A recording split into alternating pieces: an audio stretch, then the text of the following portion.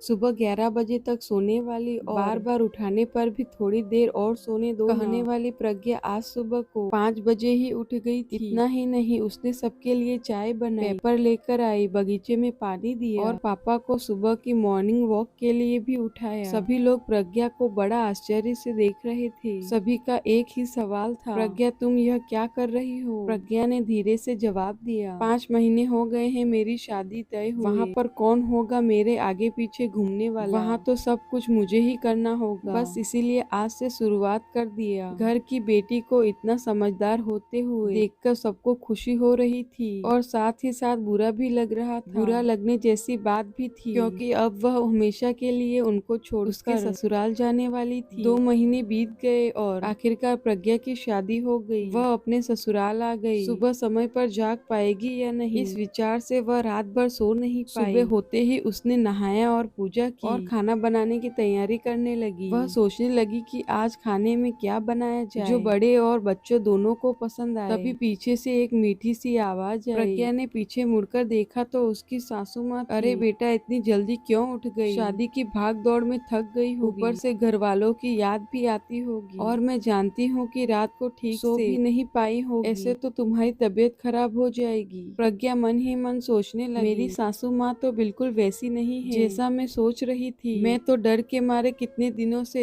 सुबह जल्दी उठने का प्रयास कर रही थी। यहाँ तो परिस्थिति बिल्कुल अलग है। प्रज्ञा ने कुछ काम खत्म किया ही था, तभी सासू माँ ने आवाज दी, बेटा इधर आओ, देखो तो सही मैं क्या बना रही हूँ। मटर पनीर पराठा और गाजर का हलवा। अरे वाह, यह सब तो मेरी फेवरेट डिश है, प्रज्ञा बोली। उसे तो कुछ समझ में नहीं आ रहा था। उसे लग रहा था जैसे यह सब सपना है। प्रज्ञा को एहसास हुआ कि यह सपना नहीं सच है। सासू माँ ने कुछ कहा, प्रज्ञा सुन नहीं पाई। वो थोड़ा डर गई। उसे डरा हुआ देखकर सासू माँ ने कहा, प्रज्ञा जरा इधर तो आना, यहाँ तो बैठो, मेरी बात ध्यान से सुनो और समझो, शादी मतलब लड़की की परीक्षा नहीं होती है। तुम्हारी शादी सिर्फ मेरे लड़के से नहीं हुई है। जितनी जिम्मेदारियाँ उसकी तुम्हें खुश रखने की है, उतनी हम सबकी भी। हमने तुम्हें घर सिर्फ काम करने के लिए नहीं लाया है। तुम्हें क्या क्या आता है या तुम हमारे लिए क्या कर सकती हो, यह सब देखने के लिए तो बिल्कुल नहीं। और हम तुम्हारी आजादी को तुमसे नहीं छीनेंगे। अगर अपनी बात करूँ तो मुझे सिर्फ एक अच्छी फ्रेंड चाहिए थी। मैं बिल्कुल नहीं मानती कि बहू को सुबह सुबह जल्दी उठकर पूजा पाठ करना चाहिए और मैं यह भी नहीं मानती कि बहू को बहुत अच्छा खाना पकाना आना चाहिए। शादी का मतलब तुम्हारे सपनों का बलिदान बिल्कुल भी नहीं हो सकता। बल्कि मैं तो कहती हूँ कि शादी का मतलब तुम्हारे सपने को और ज्यादा ऊंची उड़ान देना होना चाहिए। हम सब हमेशा तुम्हारे साथ हैं, हर दिन हर पल। प्रज्ञा की शादी को अब 12 साल बीत चुके थे। इस 12 सालों के सफर में